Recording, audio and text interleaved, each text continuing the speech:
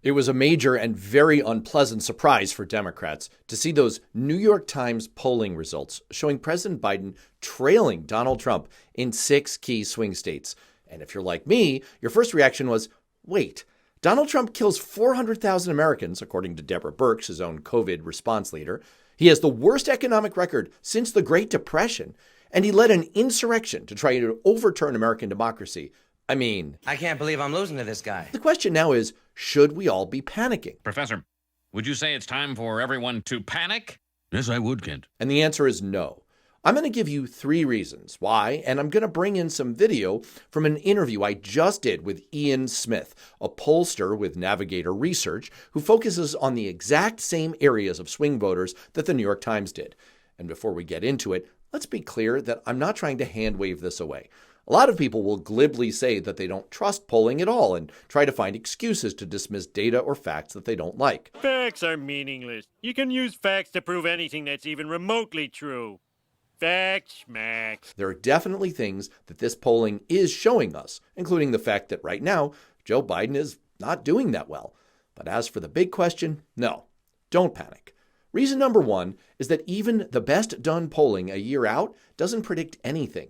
Here's a quick clip of my conversation with Ian explaining. Let's level set here. We're a year out, right? A year out in an environment where Donald Trump is not really talking.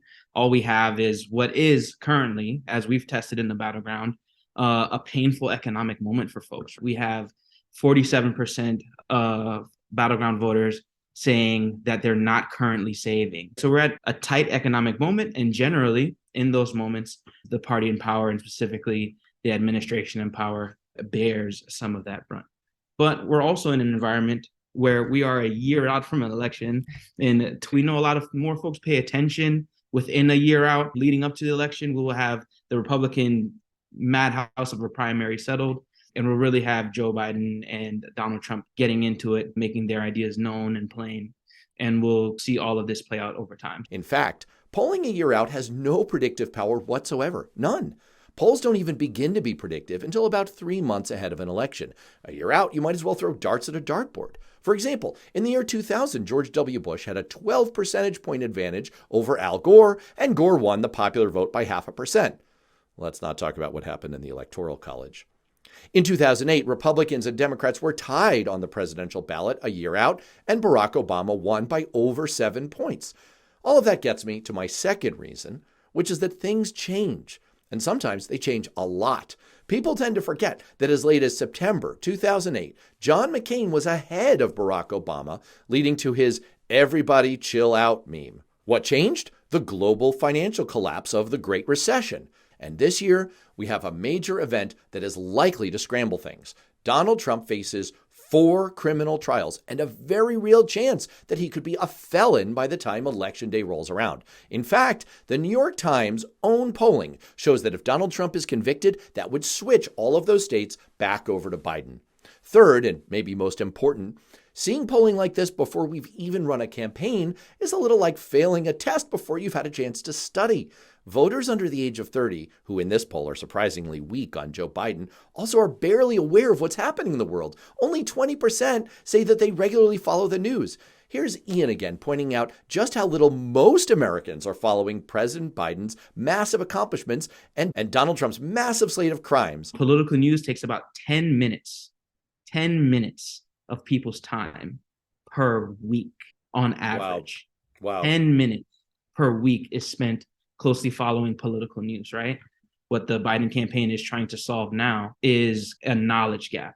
Upwards of 50% or more haven't heard about the job creation. We had a whole actual economic proof points poll we put out, and we were able to move Biden's favorability and a job approval by upwards of 10%.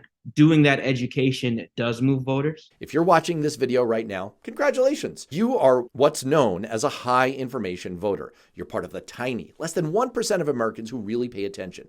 But most Americans don't. And as they get reminded over the next year about President Biden's massive accomplishments, the lowest unemployment rate in 50 years, the greatest single year of job creation in history, cutting child poverty in half, building hundreds of thousands of miles of roads and bridges, and tens of thousands of announcements of new jobs and high-tech manufacturing in the Rust Belt, and the list goes on.